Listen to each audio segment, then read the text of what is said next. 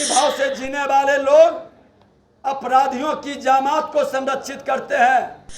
विधानसभा के अंदर लाठी चार्ज किया था, वह लाठी चार्ज किसके इशारे पर हुआ था? वही राजद के लोग जो आज विधानसभा अध्यक्ष बने हैं, नेता प्रतिपक्ष को विधानसभा जाने से रोक लिया।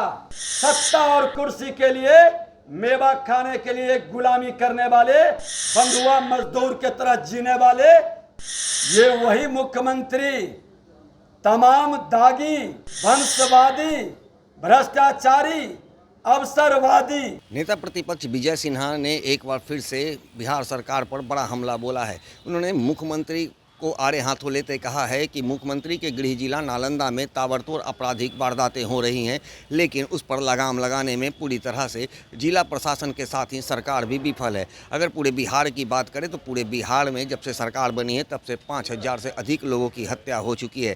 इस पूरे मामले को लेकर के विजय सिन्हा ने कहा है कि अब बीजेपी के द्वारा एक अभियान चलाया जाएगा। जिस तरह से लगातार लोग अपनी बातों को रखने के लिए प्रदर्शन करते हैं तो उस पर पुलिस के द्वारा लाठियां बरसाई जाती है, जो कि ये सरकार की बर्बरता दिखाती है।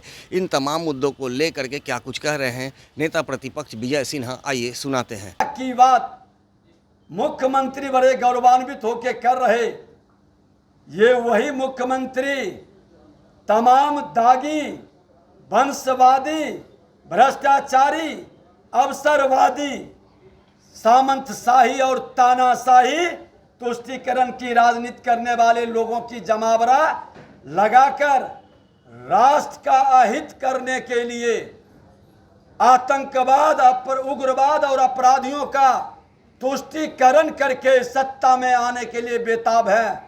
लेकिन इनको ये पता नहीं है कि दल मिल सकता है। 7 गठबंधन का दल बिहार में भी मिला था, लेकिन कार्यकर्ता का दिल नहीं मिलेगा तो बिहार के तीनों उपचुनाव में जिस तरह से उन्हें मुंह की खानी पड़ी, हार हुआ है, ये कई दलों का गठबंधन कर ले, देश की जनता का दिल इस भ्रष्टाचारी के साथ नहीं मिलेगा, ये आतंकवादियों के तुष्टीकरण करने वाले लोगों से नहीं मिलेगा। और खुल करके देश के प्रधानमंत्री नरेंद्र मोदी जी 2/3 बहुमत से भारत की जनता के आशीर्वाद से फिर से प्रधानमंत्री बनेंगे। जो माहौल खड़ा कर रहे हैं, ये माहौल कहीं न कहीं आपके विश्वसनीयता को घटा रहा है। और जिस तरह से आपने भारतीय जनता पार्टी के विधानसभा मार्च शांतिपूर्ण ढंग से लाठियों की बौछार किए और हमारे एक कार्यकर्ता शहीद हुआ, कई लोग आज ब्रेन में लाठी लगी है, अस्पताल के अंदर भर्ती है।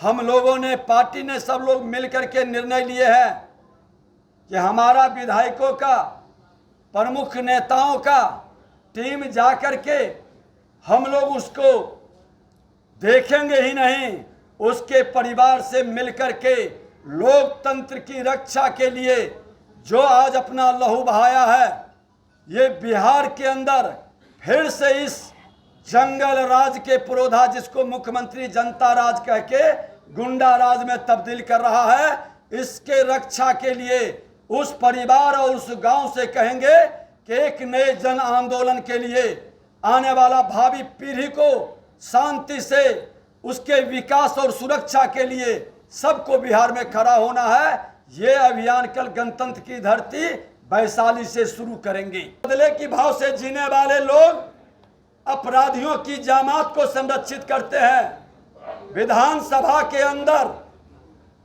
लाठी चार्ज किया था, वह लाठी चार्ज किसके इशारे पर हुआ था? गृह विभाग किसके जिम्मे था? पूरा बिहार जानता है।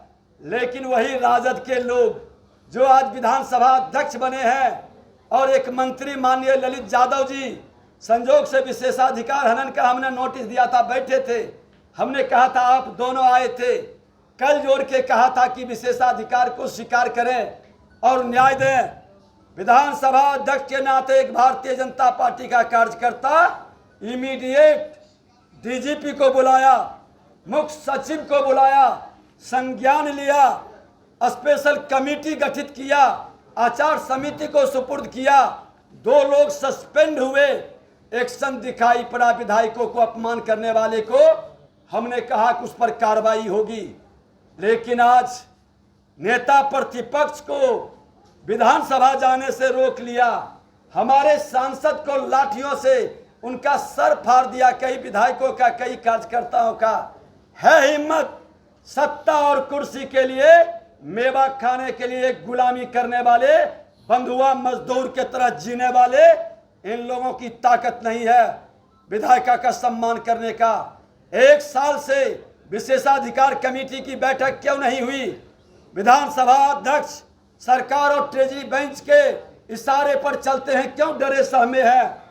तो जैसा कि आपने सुना कि विजय सिन्हा ने कहा है कि जिस तरह से ताबड़तोड़ लाठियां चलाई गई, बीजेपी के कार्यकर्ताओं पर भी लाठियां चलाई गई हैं, जिसमें सैकड़ों लोग घायल हुए हैं, उस पीड़ित परिवार से मिलेंगे और पीड़ित परिवार से मिलकर के एक अभियान चलाएंगे सरकार के खिलाफ, इस तानाशाही सरकार के खिलाफ। जब कि महागठबंधन सरकार जब से बनी है तब से अपने वादों से मुकर रही है और लगातार अपनी मांगों के लिए प्रदर्शन करने वालों लोगों पर लाठियां बरसाई जा रही है। और इस अभियान की शुरुआत कल से वैशाली जिले से की जाएगी। अब आगे क्या होगा इस पूरे मामले को लेकर के जब अभियान चलाया जाएगा, सरकार को एक बार फिर से घेरने की कवायद बीजेपी के द्वारा शुरू की जाएगी, तो अब देखना ये होगा कि इसका असर आगामी चुनाव पर कितना पड़ता है। दर्श न्यूज़ के लिए ज्ञानेंद्र की रिपोर्ट।